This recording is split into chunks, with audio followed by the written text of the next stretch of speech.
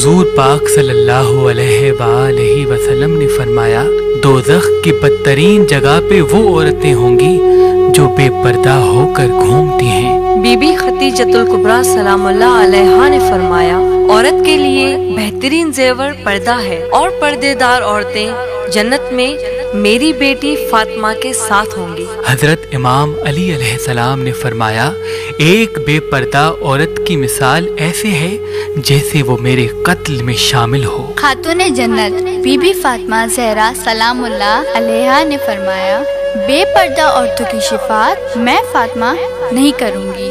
हजरत इमाम हुसैन अलैहिस्सलाम ने फरमाया, औरत का पर्दा करना शहीद के खून से अफजल है। बीबी कुलसूम सलामुल्लाह अलैहा ने फरमाया, ज्यादातर गुनाहों की शुरुआत औरत के बेपर्दा होने से होती है। हजरत इमाम हसन अलैहिस्सलाम ने फरमाया, अल्लाह उस औरत की नमाज कबूल नहीं करता जो बालिग होने के बाद भी पर्दा नहीं करती। जब बाज़ारे शाम में बीबी सकीना सलामुल्लाह अलैहा कैदी थी तो बीबी सकीना ने कहा, मैं बाजार में बेपर्दा कैसे जाऊं पुप्पी अम्मा।